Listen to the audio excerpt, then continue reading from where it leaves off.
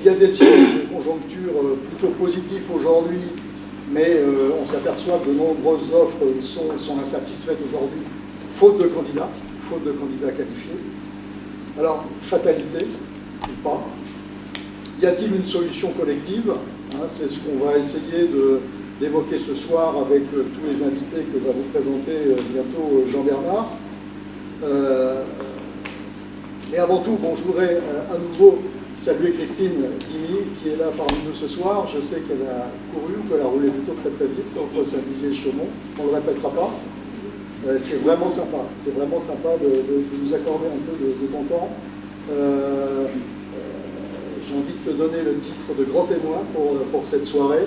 Rassure-toi, il n'y a rien à préparer de particulier. Simplement, si tu le souhaites, j'aimerais avoir à la fin de ce débat ton avis un petit peu sur ton ressenti. Et puis en fait, tu es toi aussi employeur à la ville à Lago. Et je pense que tu as peut-être les mêmes difficultés. Donc, autant de questions auxquelles on va essayer de répondre ce soir avec nos invités. Et avant cela, il s'est passé quelque chose d'assez étonnant, c'est qu'on avait une assemblée générale à CCI France il y a quelques semaines maintenant. Henri et Jean-Bernard m'accompagnaient. Et lors de cette assemblée générale de CCI France était invité Hervé Morin. Hervé Morin, vous savez, l'ancien ministre, qui est aujourd'hui le patron des régions en France. Donc il est intervenu puisqu'il y avait une convention qui était signée avec CCI France sur des tas de sujets, mais notamment il s'est exprimé sur cette problématique que rencontrent les territoires. On a piqué la vidéo et je vous propose de la regarder, ça fera une bonne intro à notre débat. Sur la formation, moi, je deviens hystérique. Je deviens hystérique, d'une part, quand on tente à vouloir remettre en cause une idée qui semblait avoir été acceptée par le gouvernement, c'est qu'il y ait un pilotage unique pour la formation des demandeurs d'emploi et que ce pilotage unique soit celui des régions. On ne peut plus avoir un système où la gouvernance est partagée sur un sujet si compliqué et si difficile. Et donc ça veut dire que ce pilotage unique confié aux régions fait de Pôle emploi un opérateur des régions quand il s'agit de distribuer des formations. Et cela veut dire, Président, que nous mettons dans cette histoire un pilotage dans lequel nécessairement on aura ce dialogue dans chaque région sur les missions locales et sur Pôle emploi pour aller chercher les demandeurs d'emploi. Parce que là, la situation est quand même assez ahurissante. On est dans encore un pays de chômage de masse avec 3,5 millions de chômeurs. Tous les secteurs économiques ne trouvent plus de main-d'œuvre. Pas de qualification. La moitié, François, je ne sais pas comment c'est chez toi, mais mes services me disaient, la moitié des formations que nous ouvrons, Président, sont pleines à moins de 50% sur des besoins économiques avérés quand nous les ouvrons. Nous sommes incapables d'aller chercher des demandeurs d'emploi. Bon, voilà, je crois que le débat est lancé. Changement de dire, changement d'auto. Ce que propose Jean-Bernard, c'est d'accueillir nos invités. Voilà, donc je vais demander, on a mis quelques chaises parce qu'on a souhaité organiser un peu la discussion autour de ce sujet, de la problématique du recrutement. Néanmoins, faites attention, je solliciterai quelques paroles dans la salle, donc soyez attentifs, parce que ce n'est pas que eux qui vont travailler. Donc je vais demander à Marilène Grépinet de bien vouloir venir s'asseoir près de nous, Delphine Descorjani de s'approcher également, Célia Serra, Grégory Gomez et Virginie Willem. Si vous voulez bien vous mettre devant, je vais me pousser par là.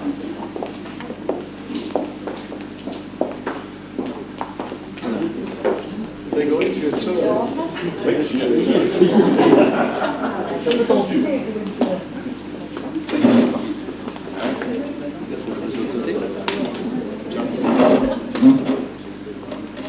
Voilà, donc peut-être un petit mot de présentation des uns et des autres. Donc Marilène Grépinet, donc vous représentez Pôle emploi, on a parlé de vous à l'instant.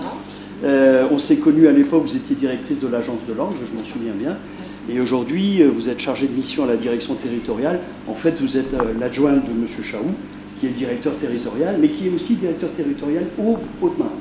C'est récent. Nous avons également fusionné. Voilà, vous avez également fusionné. Delphine Descorjani donc, est là au titre de vice-présidente de Nogentec, elle insiste là-dessus. Elle est directrice des opérations chez Marle SAS à Nogent. Célia Serra, bonjour Célia, c'est notre DRH de Ferry Capitain, membre de l'APM, c'est comme ça qu'on s'est aussi connus. On m'a dit que tu es passé à TF1 ?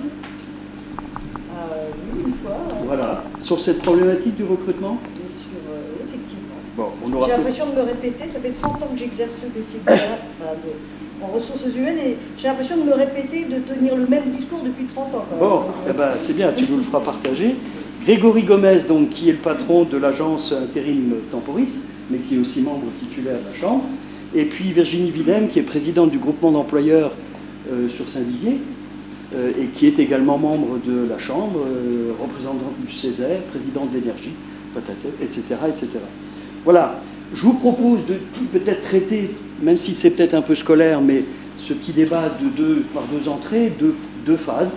Une première phase qui est un peu l'état des lieux, un peu la situation telle que vous le vivez. Au niveau de Pôle emploi, on va débarrer avec vous, Marilène, mais aussi au niveau des entreprises, la situation telle qu'elle est vécue. Et puis peut-être que dans un deuxième temps, on pourrait exposer quelques idées, quelques solutions. Qu'est-ce que l'on peut faire? Qu'est-ce qui se fait individuellement? Qu'est-ce qui peut se faire individuellement ou collectivement? Voilà, peut-être je vous laisse la parole sur cette présentation. Je vais peut-être m'installer là, ce soit plus confortable pour pouvoir... Si vous voulez. Allez-y, je vous en prie. Écoutez, la tâche ne va pas être facile parce qu'après les quelques mots de monsieur il y a quelques instants, voilà, il n'a pas tout dit. On va couper. Bien, bah, écoutez, on va essayer d'élargir le débat ce soir. Donc moi, ce que je vous propose, et à la demande donc, de monsieur Hergot, c'est de vous brièvement de vous parler de la typologie des demandeurs d'emploi qui sont actuellement inscrits dans le fichier Pôle emploi en Haute-Marne, pour que vous ayez une idée de qui sont les personnes qui sont à la recherche d'un emploi aujourd'hui en Haute-Marne. On aura peut-être déjà à ce moment-là des éléments de réponse à nos questions. Ensuite, très rapidement, je vous parlerai de la demande et l'offre d'emploi, quelles sont les offres d'emploi de notre territoire, que cherchent les demandeurs d'emploi, et puis enfin, donc, quelques solutions, et puis peut-être les facteurs de réussite pour rapprocher justement cette offre et cette demande. Alors la typologie des demandeurs d'emploi, très, très brièvement, sur notre département. Donc la Haute-Marne comptait, donc ce sont les résultats à fin décembre 2017, la Haute-Marne comptait en catégorie A, donc la catégorie A est la catégorie des personnes qui sont inscrites à Pôle emploi et qui n'exercent aucune activité dans le mois. Ce sont des personnes qui n'ont pas d'activité à temps partiel, qui ne sont pas en formation, qui n'exercent aucune activité. Donc cette catégorie A pour le département de la Haute-Marne à fin 2017 représente 8419 personnes. Vous avez sur le côté les chiffres par zone géographique, on ne va pas tout reprendre ensemble, mais ça vous donne une idée. Donc 8419 personnes, ce qui représente une baisse sur l'année de 1,3% pour 2017. Parmi ces demandeurs d'emploi de catégorie A, donc sans activité, les femmes représentent 48,4%,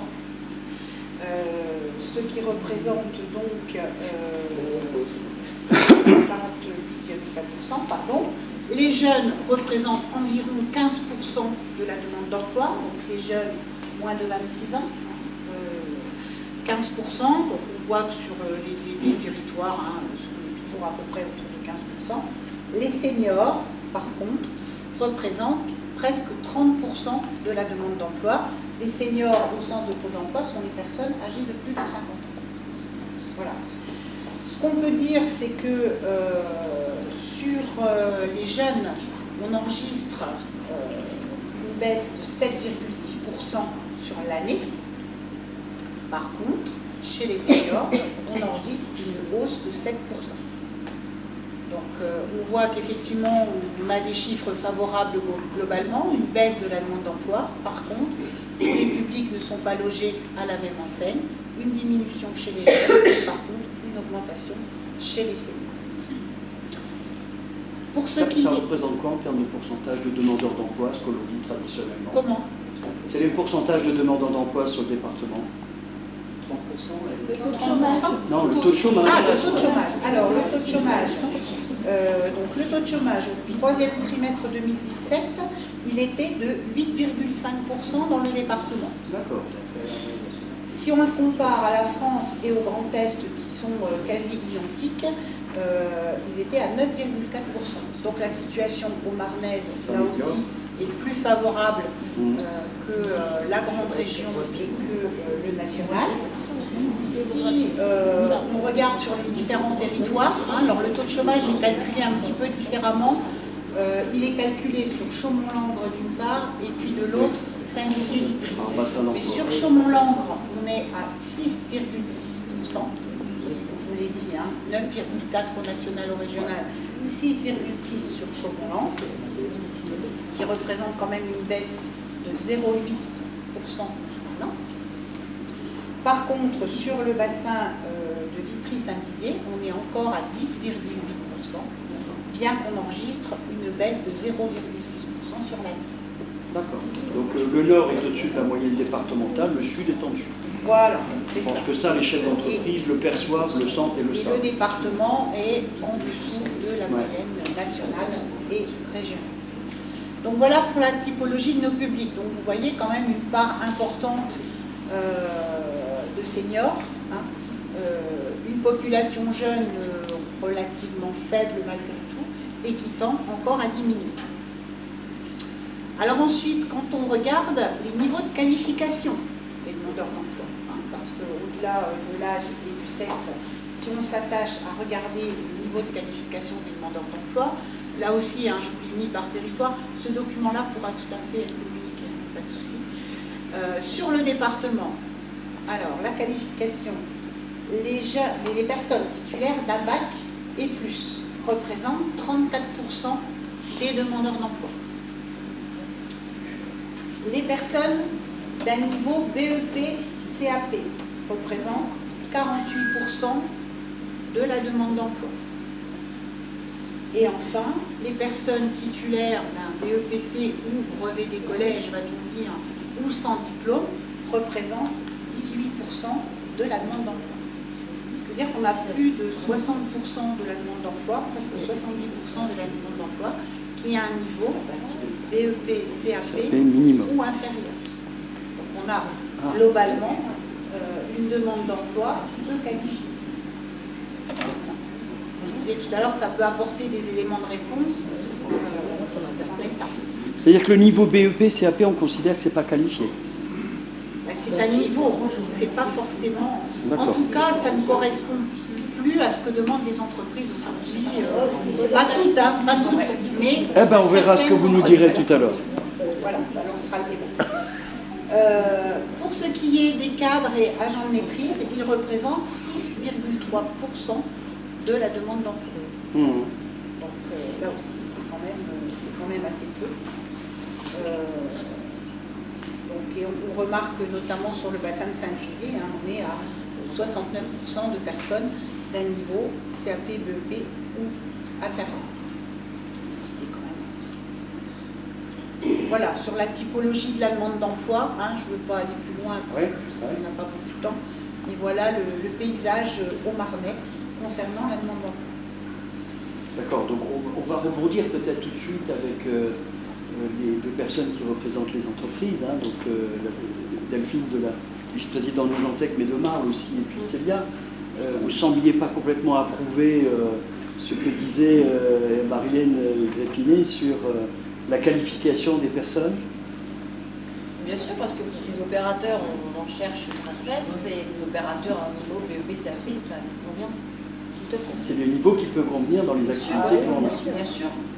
À l'heure actuelle, les entreprises qui recrutent toutes, et notamment nous rencontrons des problématiques, pour ce qui me concerne en tout cas, en soudeur, en mouleur, en usineur, et pas besoin d'avoir le bac. Après, il existe des centres de formation qui peuvent combler les manques de formation, de compétences. Et de toute façon, ensuite, on les accompagne dans le métier. Donc je pense qu'on va procéder de la même façon. Ah bah oui, on les forme en interne. De toute façon, aujourd'hui, Donc aujourd'hui, vous vous estimez avoir des difficultés pour recruter des gens? Ah tout à fait. La section fonderie du pôle est vide. Donc aujourd'hui, nous n'avons même pas de candidats. L'an passé, nous n'avions pas de candidats et cette année, la campagne est en marche, mais c'est le cas de dire. Voilà quoi. Pour l'instant, je ne suis pas confiante. Et en usinage, pas de candidats en bac pro non plus. Donc pour le bac pro fonderie. Et le bac pro fonderie recrute des CAP ou BEP. Ouais. Voilà. Et dans une partie plus technologique qui est le médical? Ah, ça ne change rien.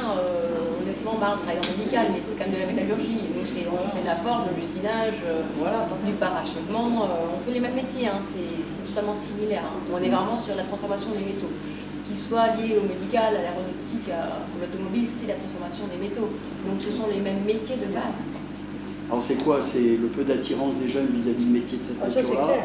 C'est la crise de 2008 qui a fait que les effectifs ont diminué et qu'aujourd'hui on a du mal à les renouveler. C'est toutes ces choses-là? C'est l'image de l'industrie déjà. En premier lieu, c'est l'image de l'industrie. Tout à fait.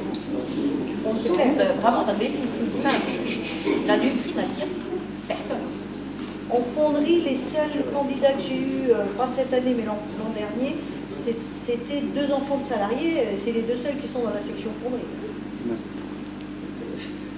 Voilà. Parce que les enfants de salariés ont peut-être moins de réticence, je ne sais pas. En tout cas, voilà, c'est ce que je constate. Oui, Véronique voulait intervenir. Je suis directeur exécutif de la société WER et j'ai monté récemment avec l'aide de Pôle emploi une école de soudure, donc l'école avec Pôle emploi, le conseil régional et notre cas, et avec 4 entreprises du territoire, parce qu'effectivement on a des problèmes de recrutement de soudeurs. Il y avait plus d'une dizaine de personnes qui avaient été sélectionnées. Pôle emploi a fait un travail extraordinaire, je tiens à le souligner, parce qu'ils se sont vraiment investis dans le projet. Ils ont sélectionné des personnes qui semblaient motivées pour le projet. On leur a fait passer quand même une formation dans des centres qui ont été sélectionnés par Pôle emploi. Ils ont eu une formation de soudure qu'ils ont reçue qui leur donne quand même un titre. Malheureusement, au bout de 4 mois d'expérience et puis dans les entreprises, et ben je crois qu'il en reste à peu près un seul dans une entreprise, alors qu'il y avait plus de 10 personnes qui avaient été sélectionnées. Il y a eu de l'argent qui a été mis vraiment dans le projet par Pôle emploi, par le conseil régional, par notre cas, il y a plus de 50 000 € pour former plus d'une dizaine de personnes, et c'est un échec pratiquement total. C'est vrai qu'on n'est pas très confiant. Et je pense Est-ce qu'on a d'autres témoignages? Peut-être un autre secteur, Gérard, dans un secteur qui est le dirigeant de Consortia. Je dirais que chez nous c'est un petit peu différent parce qu'en fait on forme les opérateurs par parrainage. Donc au départ on ne part pas sur un profil particulier, on a un volant d'intérimaire et ensuite en fonction un petit peu de la façon dont ils se comportent dans la durée, on sélectionne des profils et je dirais après par parrainage on arrive à les former sur la conduite de machine. Donc je dirais à ce niveau-là ça pose moins de soucis. Le problème qu'on a est majoritairement sur le recrutement au cadre, des niveaux Bac plus 5. Et là, on a l'exemple d'une personne qu'on recherche depuis maintenant 2 ans sur un poste assez classique, puisque c'est un poste d'ingénieur développement. Et jusqu'à présent, on n'a pas trouvé la personne qui était dans le profil. Alors, au départ, on était parti sur un profil techniquement un petit peu relevé. Doucement, on a réduit le niveau. Et puis là, on arrive à 2 ans maintenant de recherche. On n'a toujours pas trouvé un jeune ingénieur avec un niveau minimum d'anglais qui est capable qui souhaite venir travailler en Haute-Marne, notamment à Juin. Donc là, on a un vrai souci et on n'a pas, pour l'instant, on n'a pas trouvé de solution. On a 2 cabinets de recrutement qui travaillent dessus, un au niveau national, un au niveau sectoriel. Et malgré tout, pas de solution pour l'instant. Donc là, ce qui est soulevé, c'est peut-être la problématique de l'attractivité du territoire. Oui, ça j'entends, quand on est sur certains niveaux, là on est plutôt sur de l'attractivité du métier. De l'attractivité du métier. J'ai entendu aussi parler de savoir-être. On a des problématiques parfois de savoir-faire, hein, en termes de qualification, mais j'ai l'impression qu'on a aussi peut-être un manque d'engouement ou de motivation des personnes actuellement disponibles pour faire ce qu'on peut leur proposer. Hein. Oui, d'ailleurs, dans les critères de recrutement, honnêtement, aujourd'hui, malheureusement, vu le peu de demandeurs d'emploi, on ne sélectionne pas sur le savoir-faire, puisque, comme je l'ai dit, nous, on favorise la formation interne, mais on sélectionne uniquement sur le savoir-être. Être ponctuel, être poli, prévenir quand on est absent, c'est juste la base. Mais je vous ai entendu Delphine la dernière fois dire, on prend tout le monde. Oui. On prend tout le monde. En point de vue compétence. Pourvu qu'il ait envie, on prend tout le monde. Pourvu qu'il ait envie. Moi, juste pour exemple, j'ai recruté en septembre 2 CQPM en usinage. Et sur les 2, il y en a qui avaient un niveau extrêmement faible, puisqu'il était ouvrier agricole. Je ne sais même pas s'il avait son CAP agricole, il voulait s'orienter vers l'industrie, puisqu'il savait qu'il c'était porteur. C'est le meilleur des 2. Hein. Alors que l'autre avait un BEP, mais le savoir-être est un peu moins bon. Vous voyez, quand on veut... Ouais. Alors, d'après les chiffres, enfin, on entend qu'il y a des difficultés, parfois très longues, hein, à trouver un candidat éventuellement, mais en quantité, on est loin d'avoir des volumes suffisants pour... Alors, ma petite expérience personnelle qui date de 1997, imaginez, où je devais monter une section de formation en soudeur, et quand j'avais été étudiant, j'avais bossé dans une boîte de chaudronnerie pendant mes vacances scolaires, et le soudeur, c'était le roi, quoi. Un soudeur dans une entreprise industrielle, c'était le nabab, c'était ce qu'on pouvait trouver de mieux, et c'était une partie noble du job.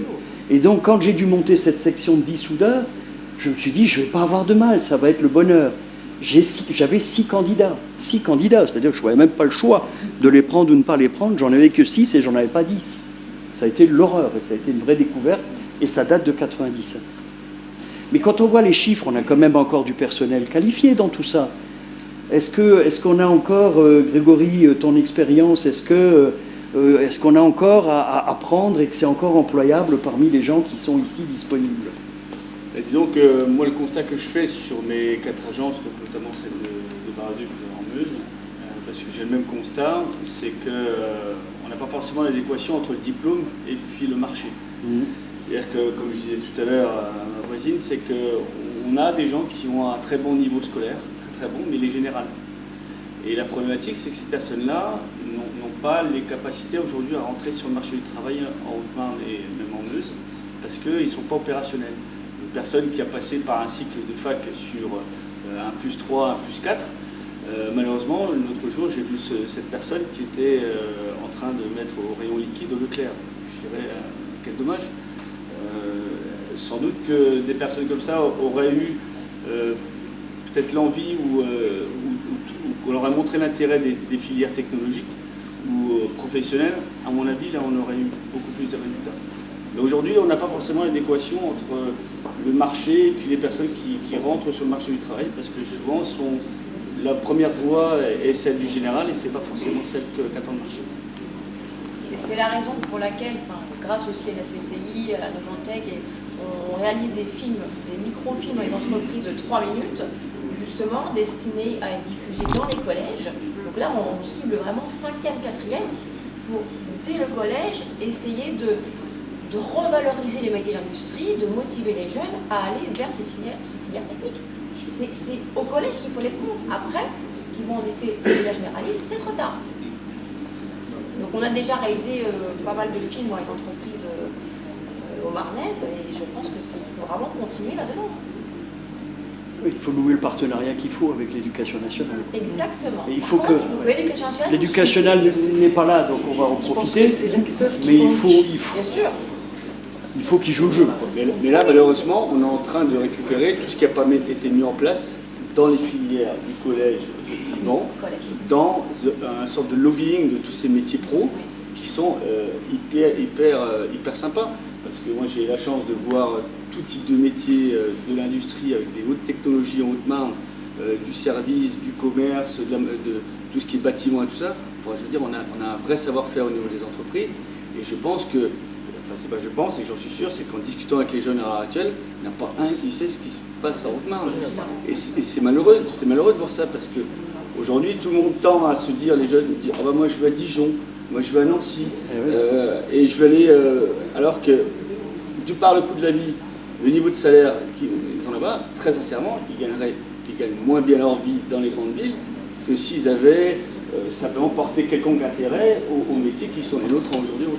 Mais c'est l'attrait de la grande ville. Tu voulais intervenir, Christophe?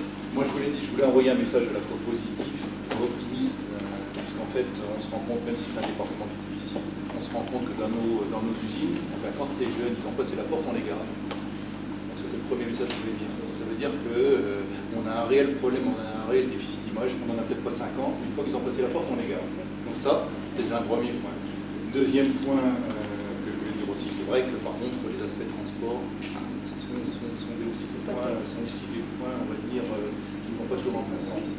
Quant à la formation, je vais aller complètement dans ton sens, Delphine, c'est-à-dire que qu'est-ce que c'est même n'importe quelle école d'ingénieur, la spécialité en fait, quand on a une tête qui est bien faite et qui a envie d'apprendre, eh ben, c'est combien d'heures d'enseignement par rapport à une vie professionnelle. Donc c'est rien. Donc si la personne elle a une bonne tête, un bon savoir-être, le reste on s'en charge.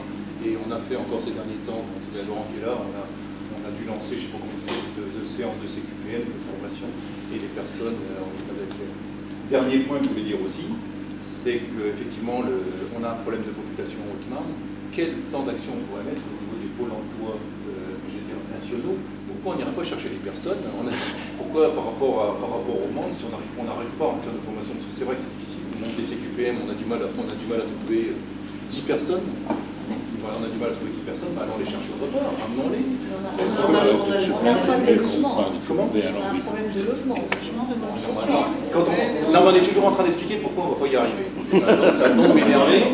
Je suis désolé, mais quand on veut bouger les lignes, on donne les moyens.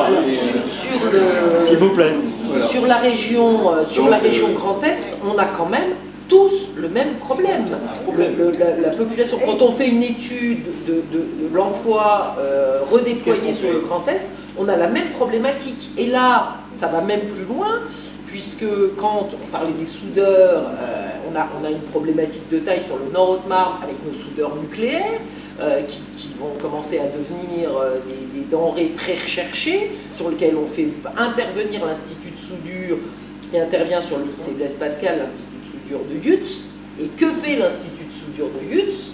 Il capte nos jeunes qui viennent en se disant « mais venez donc à Yutz, c'est bien aussi, à Cattenom, il se passe des choses intéressantes ». Donc là, on a intérêt à être aussi très très vigilant pour les garder, parce que le problème est le même. On est en train de se dire qu'on ne tape pas les chiffres, on est plutôt en dessous, plutôt globalement en dessous.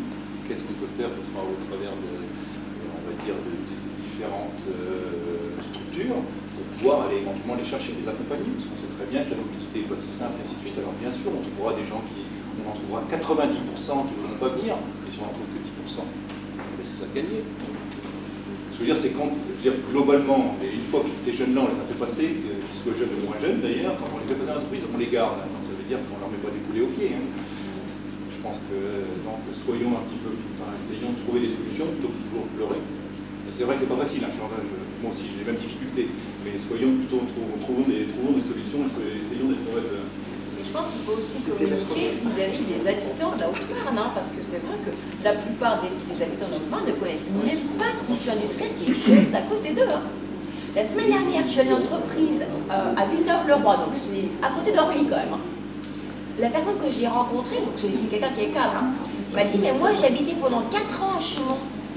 Mais j'ai jamais su qu'il y avait d'entreprises comme Marle, Integer, Grébâche Médical. » Elle me dit « mais moi, j'ai jamais su ça. J'habitais à Chaumont. » Ben oui. Faut pas le prendre. Et la personne, elle est partie à Villeneuve-le-Roi, à côté d'Orly quand même. Je pense que la qualité de vie à côté d'Orly, c'est pas la même. Bon. On sent bien un peu du questionnement, des prémices, d'idées, de solutions, et surtout on se rend compte qu'il n'y a pas qu'une solution. Manifestement, il y en a plusieurs. Peut-être d'autres interventions? Benoît. Oui, mardi de la semaine dernière, a été présenté aux assemblées permanentes du MEDEF à Paris quelque chose, parce que on a vu qu'il y avait 48% de femmes. Hein? Or, il y a une organisation qui s'appelle Capital Filles. Est-ce qu'il y en a qui ont entendu parler de ça? Le Capital Filles, c'est de dire qu'en fin de compte, il y a deux difficultés pour les femmes. C'est, premièrement, d'être femme, et deuxièmement, de trouver un emploi. Et qu'on s'aperçoive, et c'est orienté entièrement pour les quartiers difficiles et pour les territoires un peu en déshérence, comme le nôtre. En disant que les jeunes femmes qui font des études, elles s'orientent tous dans des filières sociales, littéraires, etc. Que si des femmes, chefs d'entreprise, ou qui sont dans les entreprises, coachent à partir de la seconde, les jeunes filles, pour leur dire quelles possibilités il y a, eh bien, quand on a une personne, même de couleur, et avec tous les défauts qu'on pourrait pour trouver un emploi, si je peux dire ça, de couleur, femme, etc. Les difficultés que l'on a, mais qui ne sont jamais dites, si elles sont dans le domaine scientifique ou technique, elles trouvent toujours un emploi. Et alors je le dis parce qu'il y a plus de 1000 lycées qui ont signé des accords avec cet organisme qui s'appelle Capital Filles. Hein, et moi je me proposais d'essayer de l'amener sur le territoire parce que ça me semble être une des solutions. Hein. Il y a plus de 1000, il y a 23 académies qui ont signé des accords sur ce domaine-là.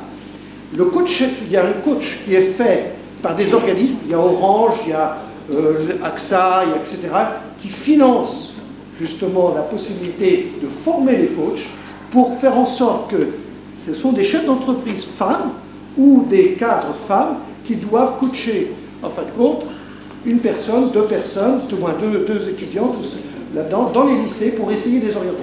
Et il semble que ça donne un succès remarquable. Voilà ce que je voulais dire. Ça, c'est une des solutions. Jean-Bernard, je crois qu'il y a votre grand témoin qui voulait réagir.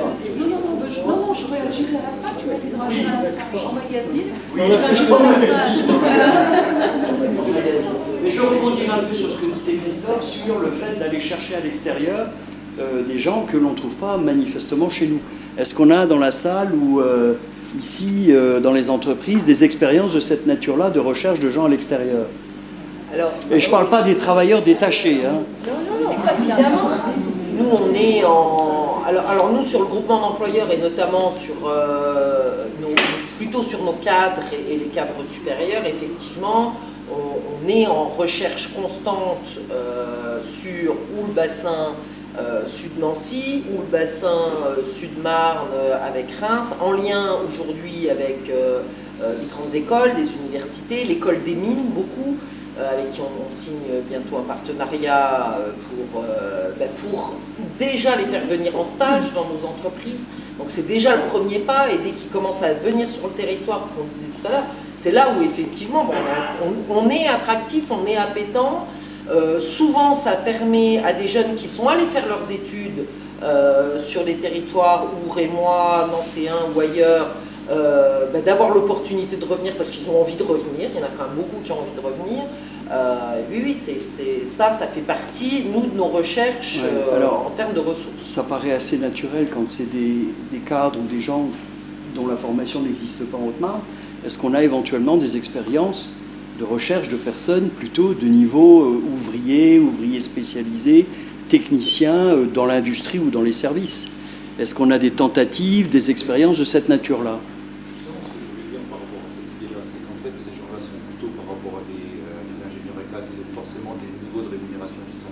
Si on ne pense pas l'accompagnement à côté, on n'arrivera jamais à les faire venir. Je veux dire, c'est que quelle idée on va dire, on pourrait avoir au travers des différentes structures pour se dire, est-ce que nos recherches, je ne sais pas au niveau de Pôle emploi, est-ce qu'il y a des familles qui seraient prêtes à faire le pas et qu'on pourrait éventuellement accompagner alors via je ne sais pas quoi. Donc l'idée c'est de créer les conditions et alors peut-être d'autres régions, d'autres Pôle emploi en se disant, est-ce qu'il y a des personnes qui seraient prêtes à venir en on monte des formations, Laurent peut témoigner, on monte des formations CQPM, on a eu un mandat d'en trouver, alors on les fait quand même, hein, on a monté, je ne sais pas combien on en est, on a combien, une quinzaine, mais là, la dernière, on n'est pas au complet.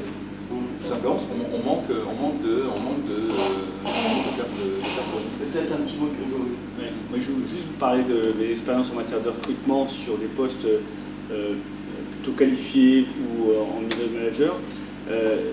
Parce qu'au-delà de l'intérim, je fais aussi du CDI directement. Et sur les dernières recherches qui ont été faites, de par mes job boards, c'est quand on met une annonce sur le site temporis.fr, elle est repiquée sur différents autres sites nationaux.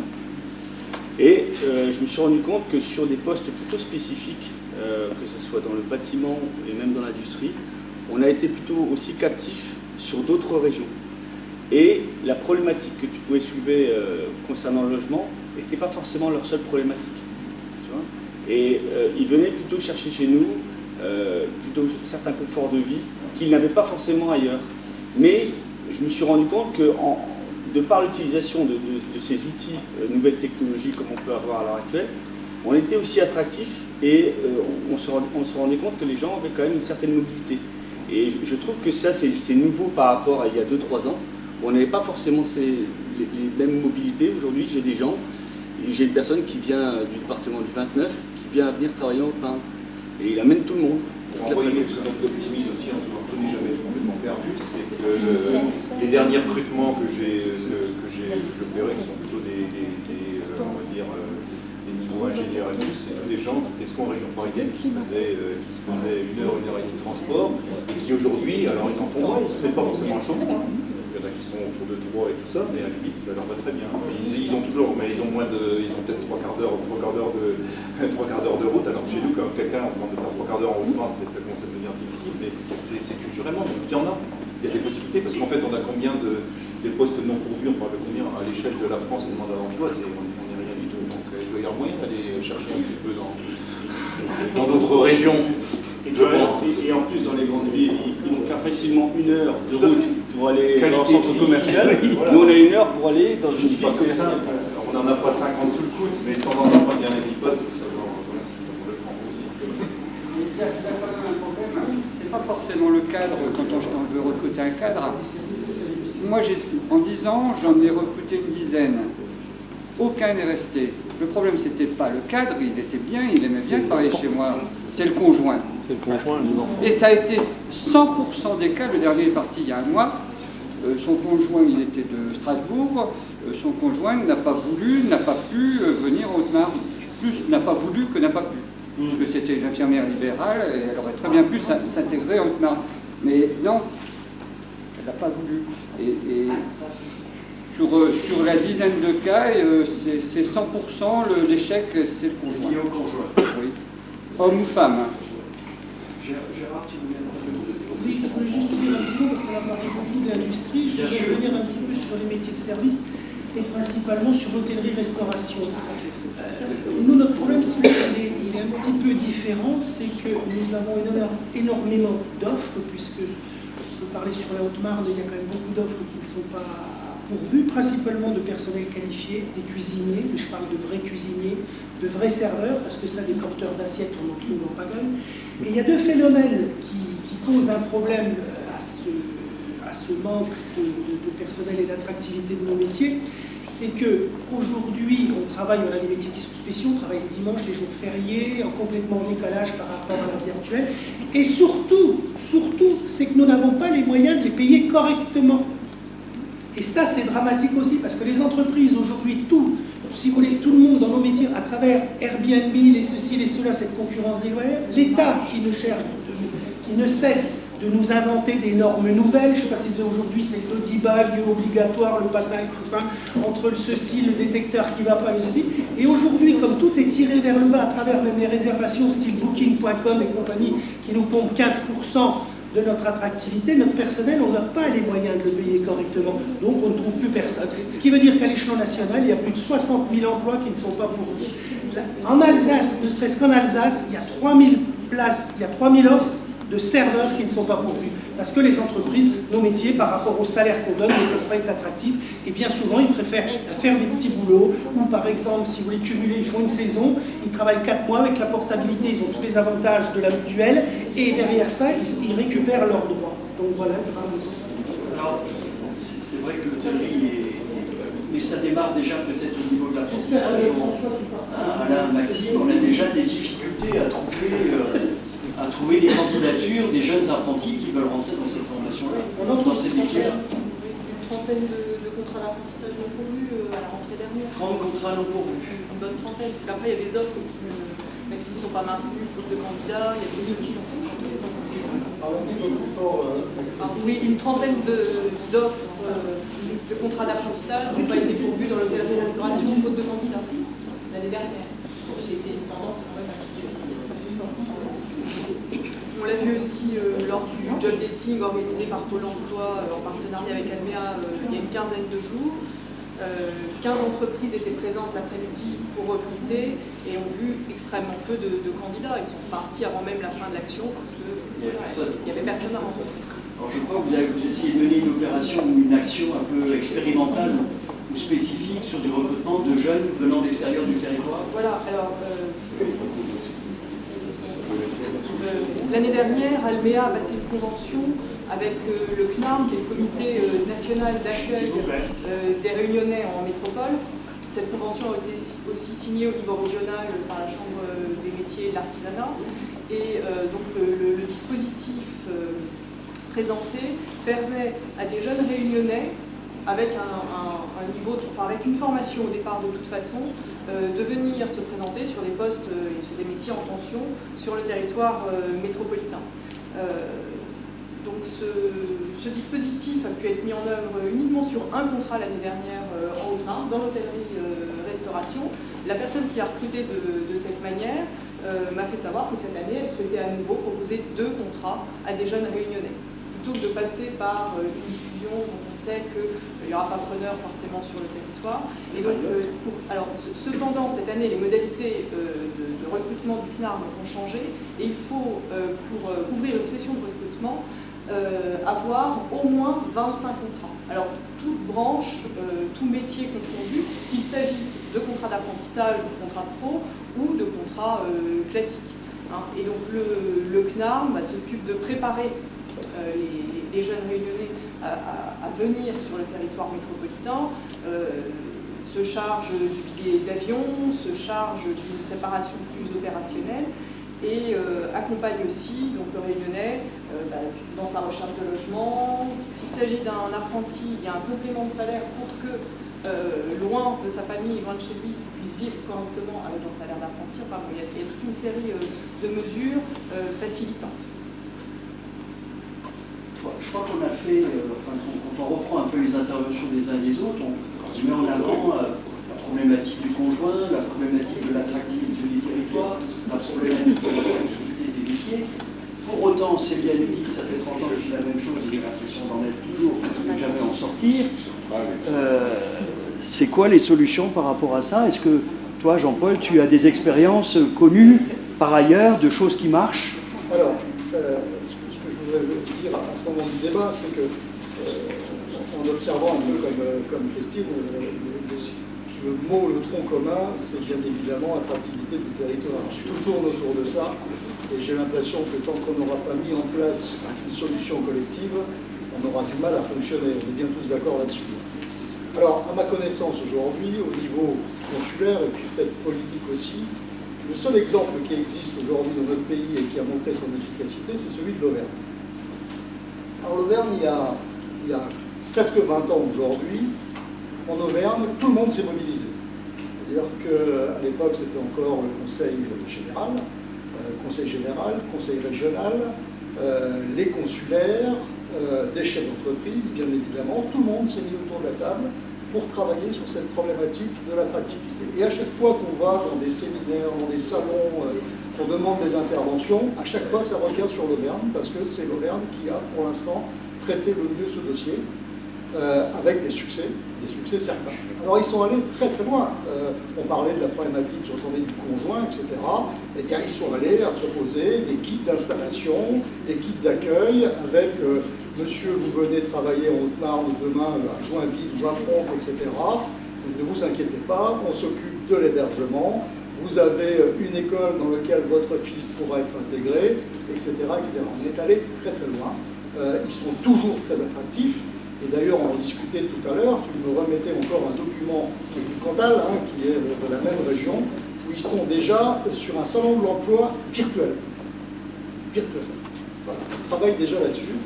Ils sont constamment en train d'innover. Donc moi j'ai proposé d'aller benchmarker ces gens-là, on les connaît, on les voit à CCI France, hein, on récupère de l'information. Je me suis entretenu avec Nicolas Lacroix parce que je pense qu'à un moment donné, il faut que quelqu'un donne l'impulsion. Et on a la chance d'avoir Christine avec nous ce soir, et je fais le même vœu, c'est-à-dire de constituer une espèce de task force aujourd'hui du monde économique pour travailler sur une problématique collective. Voilà. D'ailleurs, même les techniciens chez nous, puisqu'il y a déjà une démarche au niveau des techniciens, à la fois sur HME, chez nous, Anne-Claire qui est là, au niveau de l'agglo, et au niveau des chambres qui se mobilisent déjà pour travailler, qui se rencontrent régulièrement. Peut-être, Anne-Claire, vous pouvez nous dire un mot peut-être là-dessus? Non, vous ne voulez pas? C'est une action qui est partie d'une problématique effectivement commune. On a tous, on s'est associés pour participer en premier lieu au salon Parcours France. Donc il y a Stéphane de l'agglo de Chaumont, Saint-Dizier, moi HME, Marilène avec quelqu'un de Pôle emploi et le comité départemental avec Alexandra Bénétrier. Donc on a fait cette première action ensemble et ensuite on a débriefé et on s'est dit il faut qu'on recommence et on est allé au salon de travail et mobilité où là on a eu vraiment un résultat très bien. On est revenu avec une 60aine de CV. On a fait encore une réunion de débrief, Marilène était là, tous les gens présents à ce salon étaient là. Et on s'est réparti les gens qu'on avait rencontrés et on fait un suivi avec ces gens-là. Chacun est reparti avec quelques CV sous bras. Marilène en a pris un peu plus que nous tous.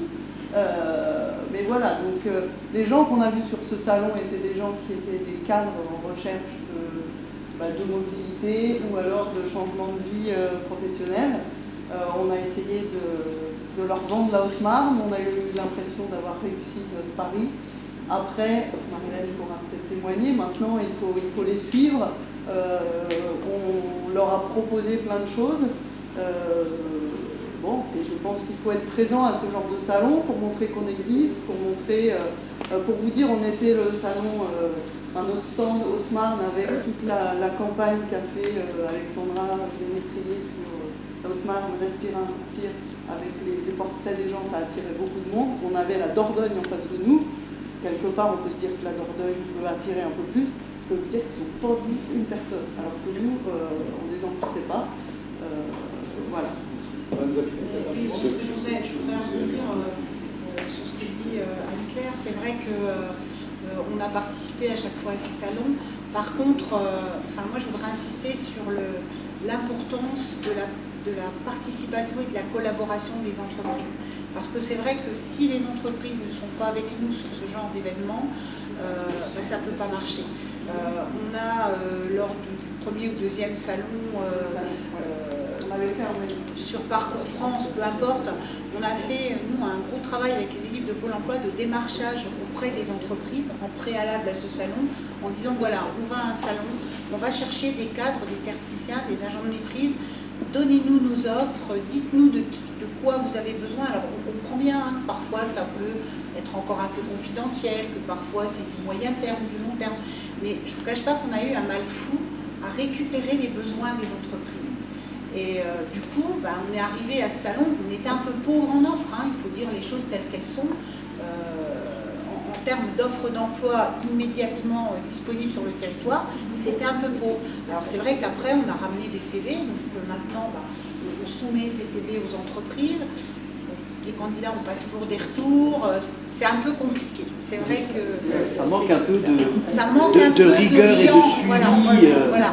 Après, je sais que chacun a des bonnes raisons et que c'est pas toujours évident, mais c'est vrai que je suis assez d'accord sur le fait de se mobiliser. Je vous retourne un peu le truc aussi. Sur Foncle, il y a 2 mois à peu près, il y a eu un job dating.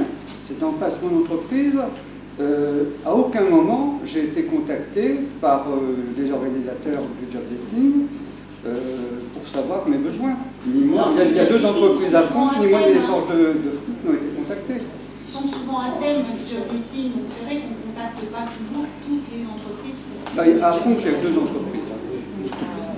Je J'aimerais bien, si vous me permettez, entendre Jean-Louis Mouton peut-être, sur l'artisanat. Même problématique? Oui, on rencontre les mêmes problèmes. C'est vrai que je voudrais revenir un petit peu par rapport au job dating. Vous parlez vous dites qu'ils sont, même pour moi, ils sont trop ciblés. Aujourd'hui, on l'a évoqué ensemble avec Christophe, la semaine dernière, avec Mme Guénaud, avec la sous-préfète à Saint-Dizier. À un moment ou à un autre, je trouve que dans la mesure où on amène quelques demandeurs d'emploi, où les gens sont intéressés pour retrouver une réorientation, si on les amène trop dans un tuyau trop fermé, ça ne va pas. J'ai l'expérience des job dating qu'il y avait avec le préfet Célé, les derniers qui avaient été faits. C'était ouvert complètement. Alors, il faudrait peut-être les revoir sur une autre manière, peut-être couper en deux entre Saint-Dizier, Chaumont, on va parler du nord et du sud, de manière à ce qu'il y ait un job dating mais qui soit complètement ouvert. J'ai l'expérience, moi, un des derniers job dating, d'avoir rencontré quelqu'un qui n'était pas vraiment dans la branche, notamment la mienne, la menuiserie, et qui est venu, bon, il n'est pas resté chez moi, mais il est reparti ensuite dans une autre entreprise. Mais au moins, il a eu ce premier pas, il est venu, ça lui a permis de découvrir et ensuite de se réorienter. Et c'est ça, et je crois que de faire le job dating, peut-être par territoire, et trop fermé, trop ciblé, aujourd'hui, je pense qu'à un moment ou à un autre, on a eu l'expérience au niveau du bâtiment, alors on a rencontré 4 personnes, quoi. Et on passe une journée, on perd du temps au niveau des organisations professionnelles. Voilà. Et je pense, et je l'ai révoqué avec Madame le Préfet lorsqu'on l'a rencontré sur une journée artisanale d'un jour, je l'ai révoqué avec elle, parce que je pense qu'il faut vraiment que vous leur réfléchissiez à cette ouverture et de manière à avoir quelque chose. Il n'y a pas déjà un job dating en disant, allez, ce n'est que bâtiment, ce n'est que la restauration, peut-être que l'industrie, vous allez perdre beaucoup. Après, je pense qu'il faut faire les deux. Suivant les secteurs d'activité, suivant la saisonnalité, etc. Je pense qu'un mixte de salon, de job dating assez ciblé, et effectivement, pourquoi pas un job dating des métiers qui recrutent largement, pourquoi pas. Je pense que rebondir sur ce que vous disiez par rapport au salon virtuel. Je pense que si on faisait, on recensait l'ensemble des demandes ou des attentes des entreprises en termes de job et qu'on fasse une campagne de communication par rapport à ces volumes-là, qui, je suis sûr, surtout dans la situation d'aujourd'hui, serait certainement assez important en volume, je suis sûr qu'on ferait un tabac. Si on fait une campagne de com grand public à la clé. Collectivement. Non, Delphine? Je ne suis pas persuadée. Personnellement, j'ai participé au Forum de l'Emploi que organisé pour l'emploi il y a peut-être 3 ans. Je cherchais 10 polisseurs, des usineurs, etc. Je suis revenue que rien. Il y avait beaucoup plus d'exposants et de politiques que de demandeurs d'emploi.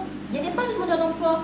Donc on était entre nous, super, exposants qui cherchions des demandeurs d'emploi, des politiques, super, c'est bien, bah oui. Les gens viennent il n'y avait pas de demandeurs d'emploi. Il n'y en avait pas. Quand je l'ai fait une fois, quand tu as été interviewé sur TF1. Sur TF1. Oui, c'est bien. Voilà. Donc, je cherchais du monde, des apprentis. Et ben, j'ai trouvé personne. Même après l'interview?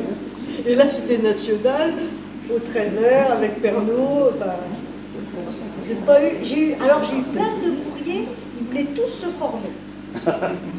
Mais bon, le problème, c'est que je ne pouvais pas accueillir tout le monde. Bien sûr. Mais ils voulaient tous se former. Mais des tout prêts à embaucher comme ça. Il n'y en avait pas. Il n'y en avait pas. Virginie, tu voulais dire quelque chose? Alors, moi, je veux revenir sur la notion de collectif et rebondir un petit peu sur ce que Jean-Paul disait avec cette task force. Et preuve en est que le débat qu'on vient d'avoir est tout sauf une task force. C'est chacun fait dans son coin, chacun veut faire son forum, chacun veut faire... C'est quand même comme ça que ça se passe. Et je pense qu'à un moment donné, en termes de gouvernance sur des territoires comme les nôtres, on se rappelle combien 5000 ressortissants, c'est quand même pas beaucoup on va jouer aujourd'hui à 10 000 sur la Meuse et la Haute-Marne, ça commence à déjà devenir un petit peu plus appétant en termes d'attractivité. Au-delà de ça, moi j'aimerais bien qu'il y ait un forum de l'emploi avec la Chambre des métiers, la Chambre d'agriculture, nos chambres de commerce, l'ensemble des leaders, acteurs du développement de l'emploi, et pas seulement une structure, avec derrière Pôle emploi qui là joue son rôle non pas d'activateur vis-à-vis des entreprises, mais vis-à-vis des demandeurs d'emploi, en ayant une vraie organisation et en nous les emmenant par bus. Parce que je pense que là, c'est un vrai rôle. Alors je vous dis tout de suite, Pôle emploi ne pourra pas payer les bus. Bah, on se cotisera peut-être à ce moment-là, où on fera faire des fonds au GIP, je suis sûr qu'ils nous abandonneront sur quelques bus. Pour vous donner un exemple très précis, je bosse aujourd'hui avec la Poste Colis dans le cadre de leur RSE, où ils font des CDI par le biais du groupement d'employeurs. 11 postes de manutentionnaires en colis. C'est quand même pas un truc, ça ne demandait pas une spécificité, ça ne demandait pas... Alors, je suis désolée, hein, c'était la Poste Bar-le-Duc. J'ai pas eu de soutien de Pôle emploi, j'ai pas eu le soutien que j'attendais en termes de CV sortis, je sais pas ce qu'on aurait pu créer, là aussi, soyons agiles, soyons un petit peu détonnants. On est venu présenter dans l'agence, là aussi on a fait des films, c'est plutôt sympa d'aller sur la plateforme Colis de Bar-le-Duc, hein, ils sont très bien équipés, c'est un bon poste. J'avais dans la salle, j'avais 3 demandeurs d'emploi, donc on les a trouvés par d'autres moyens. Donc à un moment donné, là aussi, soyons un peu tous autour de la table pour faire cette task force, je vais reprendre le terme de Jean-Paul, et remettons-nous tous un peu en question, parce qu'à un moment donné, on peut tous se remettre en question. Vous remettez en question les entreprises avec leur façon de ne pas forcément remonter les offres. Donc, stop, soyons positifs, soyons créatifs, et innovons sur un territoire comme le nôtre, où on a tout à créer, innovons sur le développement de l'emploi et faisons de l'emploi autrement. Moi, je veux juste rajouter que moi, je ne suis pas là pour remettre en cause les entreprises. Je veux simplement dire que pour que ça marche, effectivement, il faut que d'un côté, il y ait des entreprises qui fassent remonter des besoins et que de l'autre, il y ait des demandeurs d'emploi. On a beaucoup de moyens à notre disposition. On a parlé des formations. Il y a les formations du conseil régional, il y a les financements au cas, il y a les fonds Pôle emploi, etc. pour mettre en place des formations, pour mettre en place des actions, faire des salons en ligne, ça on peut le faire. Enfin, je veux dire, il y a beaucoup de choses qu'on peut mettre en place et je ne fais pas la promo de Pôle emploi, c'est tous ensemble qu'il faut le faire, mais pour ça, il faut qu'effectivement, on ait une bonne représentation des besoins du territoire pour mettre en face ce qui va bien. Bon, on a bien vu un peu les différentes problématiques telles qu'elles existent. Hein. Je ne vais pas revenir sur les problématiques d'attractivité. On a quand même l'impression qu'une des solutions, c'est peut-être de la jouer collective, d'avoir un modèle qui fasse qu'on arrive à la jouer collective. Pour autant, ça fait 30 ans qu'on dit les mêmes trucs et que ça n'avance guère. Ça fait 30 ans qu'on parle de... Moi, je connais que l'industrie, hein, mais... dans l'industrie, les métiers sont difficiles à combler, enfin les départs en retraite sont difficiles à combler. Et quand je dis il y a 30 ans que je tiens le même discours, c'est qu'il y a 30 ans, eu égard à la pyramide des âges, on savait qu'on aurait des difficultés à trouver des usineurs, à trouver des mouleurs. Et on s'est battu pour maintenir les formations, d'où la création du pôle. Mais aujourd'hui, je suis vraiment inquiète par rapport à ces formations. C'est surtout ça le truc, parce que on peut trouver des gens, Christophe l'a dit, on peut encore se mobiliser pour le trouver. Mais si les formations disparaissent, comment va-t-on les former? Alors, on peut se débrouiller. Bon, moi j'ai trouvé des solutions, j'ai embauché un prof en usinage à l'intérieur de l'entreprise, par exemple, pour assurer la formation aussi, l'accompagner au cas où on ne puisse pas l'avoir à l'extérieur, mais à un moment donné, il faudra quand même se poser la question de la formation pour maintenir nos compétences au sein de nos entreprises. Voilà. Et en effet, une bonne fois pour toutes. Quand on dit agir tous ensemble, là, l'acteur majeur qui est absent, c'est l'éducation nationale. C'est une des clés. Alors moi, je veux juste témoigner avec mon président de Meuse sur une expérience douloureuse pour le repreneur, qui n'est pas facile. Donc un groupe américain qui rachète une usine Bell en Meuse, c'est sa première implantation en Europe, et ils reprennent cette entreprise-là en créant 100 emplois, sur un délai de 18 mois à peu près, Henri, 100 emplois d'opérateurs, etc. à Dun-sur-Meuse, donc dans un environnement pas facile, plutôt rural, évidemment, je veux dire que c'est pas facile comme exercice. Mais sans emploi, c'est béni sur des territoires comme les nôtres. Je voulais juste rebondir par rapport à votre dernière réflexion. C'est que si on est arrivé dans cette situation qu'on connaît aujourd'hui, c'est aussi la résultante d'un certain nombre d'éléments. Et en l'occurrence, on peut parler de planification. Je pense qu'on a raté notre planification. La planification sur les besoins. On a voulu, je me souviens de ça, il y a plus de 30 ans, avoir 80% de bacheliers. Est-ce qu'on avait besoin d'avoir 80% de bacheliers? On a voulu, enfin on n'a pas voulu, on n'a certainement pas fait exprès. Là, en attendant, on a dévalorisé les métiers manuels. Et aujourd'hui, les artisans, et vous le savez, les artisans qui bossent bien et qui ont l'or dans les mains, aujourd'hui, c'est des gens qui peuvent vivre bien plus confortablement qu'ils ne vivaient il y a 30 ou 40 ans. Et eux, ils sont assurés d'avoir du travail. Donc on n'a pas été bon là-dessus. Quand on regarde dans tous les domaines, le numerus clausus, sur les médecins, regardez un peu cette catastrophe aujourd'hui, où on a un vrai déficit. On n'a pas été bon là-dessus, de manière générale, et on arrive à ce résultat-là. Et si on avait continué l'intervention de Hervé Morin, et là je buvais quand il parle, on parlait des droits à rechargement. Enfin, c'est lui qui parle des droits à rechargement. On a une politique beaucoup trop accommodante aujourd'hui en matière d'aide par rapport aux demandeurs d'emploi et pas suffisamment contraignant pour se réinsérer dans le travail. Et on arrive aujourd'hui à une répartition qui est complètement inégale du travail, parce que la valeur travail s'est dévalorisée, et on a des gens qui bossent beaucoup et d'autres qui ne bossent plus. Il y en a qui arrivent qui arrivent vers leur emploi, qui certainement avaient envie de reprendre un travail, et puis qui s'adaptent. Et on voit, comme dans l'hôtellerie par exemple, ce qui se passe dans les métiers du spectacle, où on a des intermittents en fait. Des gens qui travaillent 3 mois et qui arrêtent, et qui bénéficient de ces droits. Alors c'est certainement pas une majorité. En attendant, quels que soient les domaines dans lesquels on intervient et quels que soient les opérateurs qu'on interroge, on a tous ce même constat. Je pense que si on ne corrige pas ces travers-là, la formation, les indemnisations, le mode d'indemnisation, on ne s'en sortira.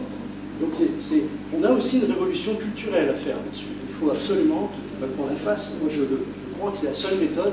Mitterrand disait on a tout essayé, c'est pas bon. On n'a pas tout essayé. Et ça, on n'a pas essayé. Voilà, je pense que ça, il faut corriger.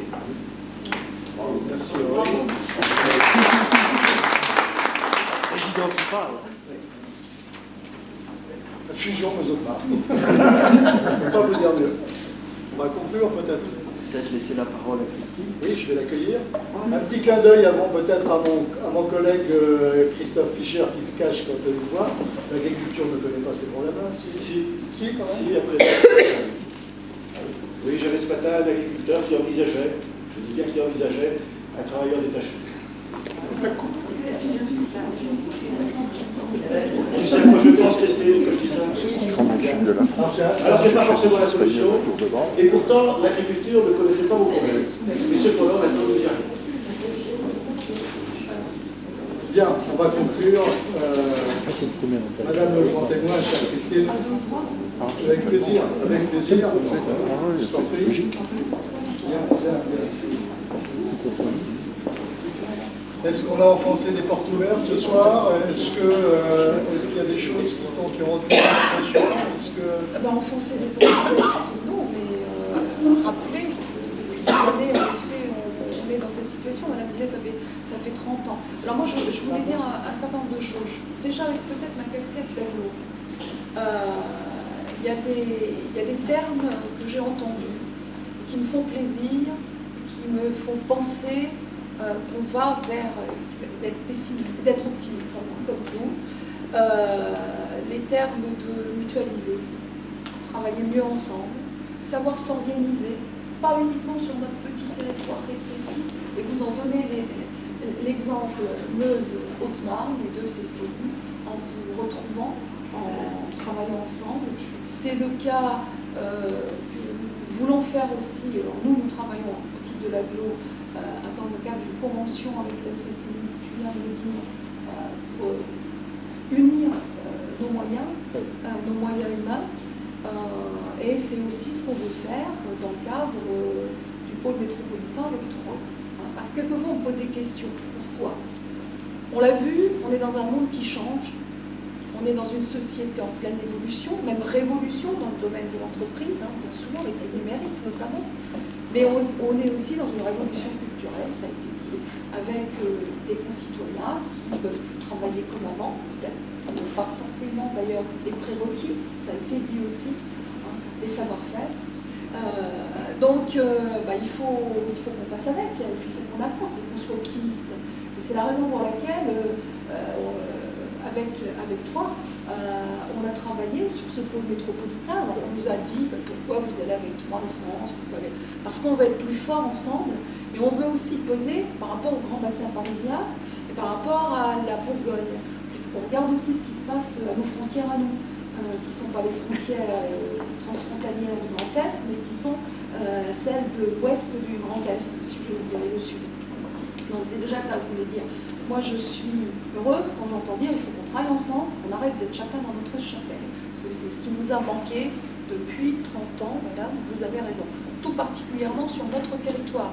Vous donniez l'exemple de l'Auvergne, il y a aussi l'exemple de la Bretagne. Vous savez qu'en Bretagne, dans les années 60, au niveau économique, ils étaient dans de grosses difficultés. Ils ont su se mettre tous ensemble pour parler d'une seule voix, pour avoir des exigences aussi en matière d'aménagement du territoire. Notre territoire, il est peut-être un peu trop oublié aussi dans ce domaine-là, parce qu'on ne se fait pas suffisamment entendre. Donc voilà, le pôle métropolitain, une de ses grandes actions, tu le sais, puisque les 2 CCI sont avec les 2 agglos, enfin les 3 CCI avec les 3 agglos, comme je licence, c'est vraiment le développement économique, c'est d'être présent et d'être visible en matière de développement économique et d'être visible vis-à-vis des grands bassins de vie, et notamment celui de la région parisienne, parce que vous avez raison. Je pense que certains de nos concitoyens commencent à en avoir marre de faire 1h30, surtout quand les transports sont bloqués.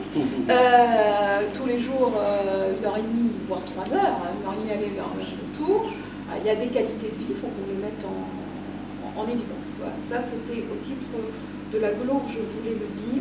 Moi, je suis prête, on l'a dit, hein, et avec aussi la Chambre de métiers, deux métiers et la Chambre d'agriculture, il faut qu'on se rencontre et qu'on essaie de mettre en place une task force aussi interne, et pas uniquement avec le 3 et avec par le DUC avec lequel on est en train de travailler aussi dans le cadre des ateliers de moyenne, Monsieur le Président. Donc voilà, je crois qu'on est dans un monde multiscalaire, multipolaire, disons, on ne peut plus rester chacun chez soi. C'est déjà une chose, et si on veut que les gens nous connaissent, il faut qu'on aille ailleurs, il faut qu'on travaille avec eux. Et puis au titre de la région, oui, c'est une de nos grandes préoccupations. La formation, l'emploi, c'est d'autant plus une préoccupation que, comme l'a dit Hervé Morin, il va y avoir un Big Bang. Vous n'avez pas montré tout ce qu'il a dit, M. le Président a raison. Il va y avoir un Big Bang dans ce domaine, on ne sait pas très bien. À l'heure actuelle, moi je suis dans l'incapacité de vous dire l'apprentissage, la formation professionnelle, à quelle sauce ça va être mangé. Par contre, je mets un bémol quand même, parce que je ne suis pas vent debout comme certaines régions, et comme. Par contre, le système actuel, c'est vrai qu'il a échoué, il faut le dire. Voilà. Donc il faut trouver un autre système. Est-ce que le système qu'on nous propose va être le bon système? Je crois que ça mériterait quand même qu'il n'y ait pas des ordonnances qui nous tombent sur la tête et qu'on en reparle encore, parce qu'on en parlait en aparté avec Jean-Louis Mouton. Dans le système qui est proposé, les grandes branches risquent d'aspirer encore un peu plus, et les apprentis, n'est-ce pas Maxime et Alain, et le fric, excusez-moi de parler de cette façon un peu vulgaire, au détriment des plus petites branches, donc des territoires plus petits, comme les nôtres aussi, et des branches de l'artisanat, je vais l'hôtellerie, le commerce, etc. Donc c'est le grand débat actuel. Moi je dis chiche, le gouvernement a raison de dire il faut changer de système, parce que le système est coincé quand même, il faut bien dire. Chiche, voyons ce que ça va donner.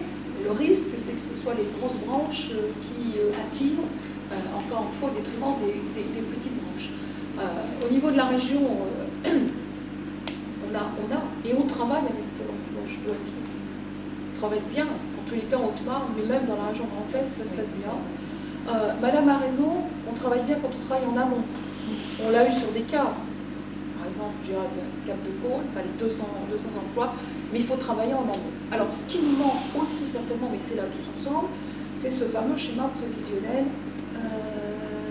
des emplois et des compétences, parce qu'il vaut mieux parler en compétences, vous avez raison, qu'en emploi. Alors ça c'est un peu le serpent de mer, parce que je me souviens de réunions, et tu y étais, de ce qui était avant le Pays Chaumont, alors je ne sais pas comment ça s'appelait, bien avant. On en avait, et la CCI était porteuse de ce projet-là, mais qui n'a pas abouti. Parce que je pense qu'à l'époque, on n'était pas prêt, collectivité, qui n'était pas constituée d'ailleurs, et chambres consulaires à porter des projets en commun. Il faut vraiment qu'on porte les projets en commun. Alors moi j'ai une question à poser quand même à Madame Pôle emploi. Oui, on peut se féliciter parce qu'on a des taux de chômage inférieurs à la moyenne nationale et la moyenne régionale. Mais bon, quand on n'aura plus d'actifs sur notre territoire, notre taux de chômage il sera à 0. Or, on peut se féliciter, mais pas se féliciter parce que ça nous pénalise, parce que vu de Paris, vu du ministère de l'Intérieur, on prend ces taux-là, et c'est comme ça qu'on ne se retrouve plus en ZRR. Absolument. Bon, on y est encore un petit peu maintenant, mais on ne sait pas si on y est encore pour longtemps. C'est comme ça que sur la carte des aides aux médecins, on s'aperçoit qu'on n'est pas dans les zones, à part FEIBio, on n'est pas dans les zones rouges. On peut se poser des questions. C'est quand on parle de l'attractivité d'un territoire, on est bien d'accord que ce que regardent aussi, et surtout les cadres, hein, c'est pas uniquement qu'il fait beau, qu'on peut aller chasser, cher ami François, qu'on peut se balader et tout, mais c'est y a-t-il un hôpital et un hôpital fiable. Et c'est aussi la raison pour laquelle, avec mon collègue de Langres et avec mon collègue de Bourgogne-les-Bains, on s'est battu pour être attaché au GHT de Dijon, parce qu'il y a un CHU à Dijon avec lequel on va pouvoir travailler, et un CHU, de toute façon, les habitants de ce territoire sont habitués à fréquenter, et que grâce à ce CHU, on va pouvoir avoir des spécialistes partagés. Hein. J'explique aussi pourquoi, hein, ce multipolaire, multiscalaire. Et puis, il faut de l'enseignement, et si possible, aussi un peu d'enseignement supérieur. Et là, je voudrais quand même rappeler, je le rappelle régulièrement, et je le rappelle à mes collègues de la région qui l'ont découvert, hein, comme Léo Marnet.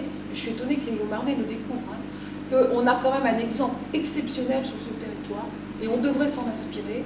C'est Nogentec, c'est Nogent, c'est la formation supérieure. Nogent, ville de 4000 habitants, formation d'ingénieurs en alternance. Quand on parlait de l'apprentissage et de l'alternance, moi je pense que c'est des modèles comme ça qu'il faut qu'on développe sur notre territoire. Et ce modèle, il est exemplaire, Monsieur Jupin, mais il a 25 ans de travail en amont. Hein. Et il est d'autant plus exemplaire qu'il est le fruit de la volonté des entreprises locales, mais du travail de ces entreprises avec les chambres consulaires, bien sûr, mais aussi avec les universités et avec les collectivités locales. Donc je crois qu'il faut, c'est vraiment dans ce sens qu'il faut qu'on travaille, il faudrait qu'on duplique cette opération Nogentec, on va dire Chaumont. Maintenant c'est l'agglo de Chaumont. Cette opération, la région est prête, là aussi, à nous accompagner. Mais elle nous accompagnera si nous, sur le territoire, on a les projets. Donc ce projet, il faut qu'on le duplique. Alors, vous savez que j'aime bien de temps en temps provoquer. Donc avec Jean-Louis, je peux te dire que tu étais avec moi dans la provoque. On parlait parce qu'on a aussi une démographie qui est ce qu'elle est. Parce que là aussi, je voulais te poser la question. Les pourcentages, ça veut dire quelque chose, mais en valeur absolue, les jeunes, il n'y en a plus beaucoup sur votre territoire. Hein.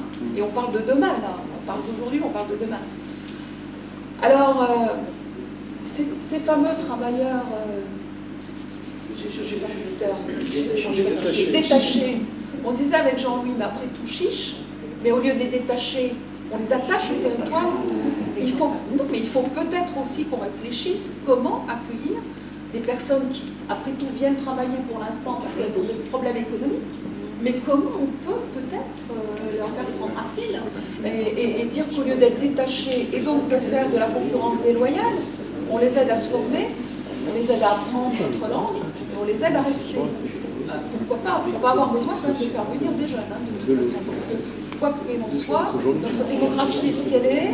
On est un peu comme l'Allemagne. On est comme l'Allemagne, hein, les choses étant ce qu'elles sont par ailleurs dans nos territoires. Notre démographie étant ce qu'elles sont. Je veux dire, quand on est passé 55 ans, faire des enfants, c'est quand même un peu compliqué, hein, même si à nos gens, on va essayer de faire de la recherche aussi dans ce domaine, peut-être. Mais voilà, donc il faut aussi s'ouvrir aux autres, c'est ça que je voulais dire. Puis les former, les faire venir, et les former, c'est facile à dire, c'est moins facile à faire. Mais on se disait avec Jean-Louis, on peut peut-être essayer sur des travailleurs débauchés. Voilà, bon, c'est la petite provoque du jour. C'est la provoque du jour. Tout ça pour dire aussi, et j'en terminerai là-dessus, parce que je m'en face moi, Benoît de Vos et mon collègue et ami Didier Cognon, il y a aussi un secteur qui sera un secteur de plus en plus porteur pour la vie. C'est pas uniquement le recyclage, hein, c'est l'usine de demain. Mais c'est l'économie sociale et solidaire. Je le dis aussi aux chefs d'entreprise parce que souvent l'économie sociale et solidaire, mais M. De Vos pourra le dire, ça a été vu un peu par rapport aux artisans aussi comme une forme déloyale de concurrence. C'est pas ça, c'est prendre des gens qui sont complètement en dehors du circuit du travail et les amener sur une voie du travail. Parce que, je le redis, ça a été dit, nous, à la région, on le voit bien, parce que la région et l'État, la région et Pôle emploi, met des moyens pour la formation, et on a du mal à trouver, et surtout on a du mal à les garder, parce que le problème, il est les savoir-faire qui existent, enfin, qui n'ont pas été acquis. C'est donc les prérequis qui ne sont pas là. Et l'économie sociale et solidaire, c'est aussi une piste, hein, il faut le dire, hein. Et l'économie sociale peut travailler avec les entreprises. Peut-être que vous pourriez un jour avoir un débat sur ce sujet-là, parce que sur des territoires comme les nôtres, avec des personnes qui sont peu qualifiées, et avec des personnes souvent qui sont sorties du circuit de la sociabilité, c'est ça ce problème. On peut peut-être, grâce à des SAS, on s'est appelé des SAS, Benoît, c'est ça? C'est un SAS d'insertion dans le travail. Voilà. C'est aussi voilà, parce que je crois qu'il va falloir faire des pistes.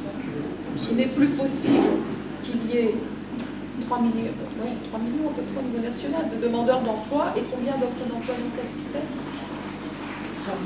Plus, au moins 5 ou 6 millions. Voilà. Ce que je voulais dire. En tous les cas, moi, j'ai été vraiment heureuse d'entendre certains termes, et notamment travaillons ensemble. C'est vrai que dans ce département, dans cette région, plutôt que département, je parle de région de pôle de vie, hein, parce que quand on est à Saint-Dizier, le pôle de vie et le pôle d'emploi, c'est par le duc plus le chômage. Donc il faut aussi arrêter de mettre des frontières qui ne devraient pas exister. Qu'on puisse travailler ensemble et qu'on puisse ensemble réfléchir à comment. Je suis partante tout à fait, j'ai la glolée, hein, vous le savez, puisqu'on a une convention ensemble. Cette convention qu'on a avec la CCI, on pourrait l'avoir aussi avec la Chambre de l'Union et la Chambre d'agriculture. Je le dis aussi.